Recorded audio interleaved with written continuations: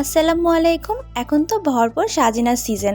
এইভাবে একবার এই সাজিনাটা রান্না করে দেখতে পারেন। ডাটা বেশি গলে যাবে না, আবার ছিটকে ধরে থাকবে না, একদম পারফেক্টলি তৈরি হবে। তৈরি করা অনেক বেশি সহজ। এইভাবে তৈরি করলে সাজিনাটা খেতে অনেক বেশি মজা লাগে। তো চলুন সহজভাবে এই সাজিনা রান্নাটা দেখে নেওয়া যাক। এর জন্য আমি এখানে 1 কেজির একটু বেশি পরিমাণ সাজিনা নিয়েছি। অনেক সুন্দর করে কেটে পরিষ্কার করে ধুয়ে নিয়েছি। এদিকে মিডিয়াম সাইজে 2টা আলু এরকম লম্বা করে কেটে নিয়েছি। এটাও ধুয়ে পরিষ্কার করে নিয়েছি। এখন রান্না করে নিব। এর জন্য একটা কড়াইতে দিয়েছি 3 টেবিল চামচ রান্নার তেল। এখন এর মধ্যে দিব হাফ কাপ পেঁয়াজ কুচি আর হাফ কাপ কাঁচামরিচ কুচি। এখানে কাঁচামরিচ কুচিটা বেশি ব্যবহার করেছি, কারণ এখানে শুকনা মরিচ ব্যবহার করব না।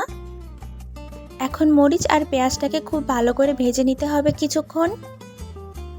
পেঁয়াজটা নরম হয়ে আসলে এর মধ্যে সামান্য একটু পানি অ্যাড করব। এখন এর মধ্যে দিব স্বাদমতো লবণ, হাফ চা চামচ দিব ধনিয়া গুঁড়া, 1 চা চামচ দিব হলুদ গুঁড়া, 1 চা চামচ ভরে দিব রসুন বাটা, দিব 1 চা চামচ জিরা বাটা, আর দিব 2 টেবিল চামচ সরিষা বাটা। সরিষা বাটাটাই মেন এই রেসিপিতে। এখন কিছুক্ষণ এই মশলাটাকে খুব ভালো করে কষিয়ে নিতে হবে। কষানোর এই পর্যায়ে আমি সামান্য একটু পানি ব্যবহার করেছি।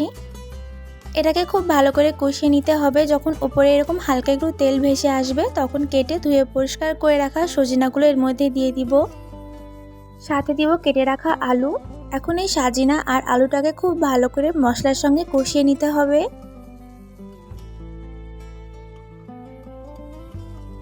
5 থেকে 6 মিনিট খুব ভালো করে কষিয়ে নিতে হবে। এখন এর মধ্যে পানি দিব। এখানে 4 কাপ পরিমাণ পানি আমি অ্যাড করেছি। সাজিনাটা বুঝে এখানে পানিটা অ্যাড করবেন।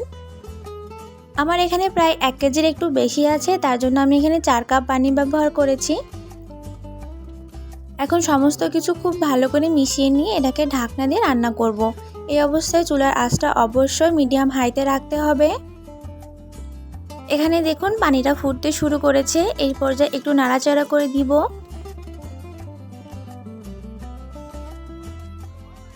আবারও এটাকে ঢাকনা দিয়ে রান্না করব।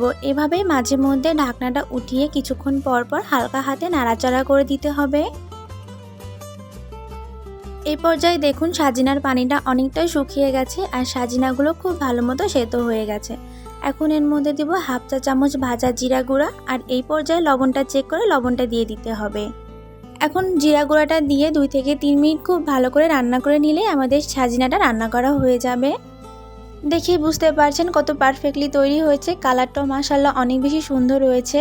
আর ডাটাগুলোও দেখুন কীরকম গোটা গোটা আছে আর নরম হয়েছে। হাত দিয়ে বুঝতে পারছেন কত অনায়াসে খুলে গেল, কিন্তু ডাটাগুলো একটুও নষ্ট হয়নি। চাইলে এই সিজনে এইভাবে একবার সাজিনা রান্না করে দেখতে পারেন। আশা করি অনেক বেশি ভালো লাগবে। দেখা হবে নতুন আরেকটি ভিডিওতে। আল্লাহ হাফেজ।